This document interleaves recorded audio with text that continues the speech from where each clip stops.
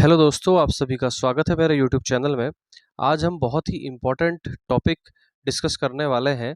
UV calibration का एक बहुत ही इम्पोर्टेंट पैरामीटर है limit of stray light. Stray light को हम अनवांटेड लाइट कहते हैं और ये अनवांटेड लाइट जो है हमारे डिटेक्टर तक पहुंचती है, जिसकी वजह से जो भी हमारा अब्जॉर्प्शन आता है उसकी वैल्यू को वो डिस्टर्ब करता है और जिसकी वजह से हमें इनकरेक्ट रिजल्ट मिलते हैं।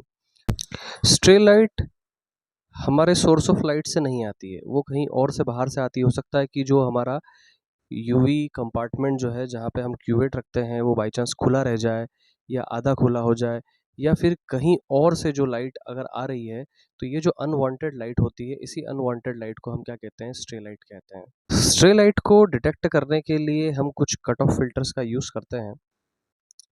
तो यहाँ पे कट ऑफ फिल्टर्स को बनाने के लिए हम यहाँ पे पोटेशियम क्लोराइड सॉल्यूशन लेते हैं।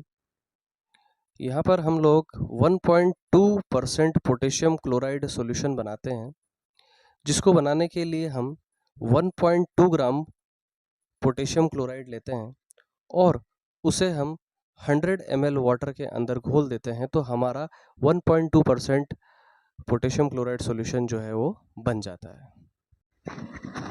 कैलिब्रेशन स्टार्ट करने के पहले हमें कुछ सेटिंग्स का ध्यान रखना पड़ेगा, जैसे कि हमें वेवलेंथ जो है उसकी रेंज 240 नैनोमीटर से लेकर 190 नैनोमीटर तक रखना है। उसके बाद हमें scan speed 15 nanometre per minute की रखना है। मेजरिंग मोड हमें अब्जॉर्बेंस लेना है और लाइट सोर्स चेंज वेवलेंथ जो है वो हमें 360 नैनोमीटर सेट करना है। उसी के बाद हम कैलिब्रेशन की प्रोसेस स्टार्ट करेंगे। सबसे पहले हम लोग ब्लैंक लगाएंगे। ब्लैंक लगाने के लिए हमने यहाँ पे सॉल्यूशन जो है पोटेशियम क्लोराइड का वाटर में बनाया है, इसलिए ब्लैंक हमारा यहाँ पर जो है वाटर है। तो दोनों क्यूवेट के अंदर वाटर लेकर और हमें उसको स्कैन करना है, तो ये हमारी ब्लैंक की रीडिंग आ जाएगी। ब्लैंक की रीडिंग लेने के बाद हमने जो सॉल्यूशन बनाया है 1.2% पोटेशियम क्लोराइड सॉल्यूशन, उस सॉल्यूशन की हमें रीडिंग लेना है, अब्जॉर्बेंस लेना है। तो हम जो फ्रंट क्यूवेट है उस फ्रंट क्यूवेट में से वाटर को निकाल के फेंक देंगे, अच्छी तरह क्लीन कर लेंगे और उसके बाद जो है उसमें 1.2% सॉल्यूशन लेकर हमें 240 नैनोमीटर से लेकर 190 नैनोमीटर तक उसका अब्जॉर्बेंस लेना है।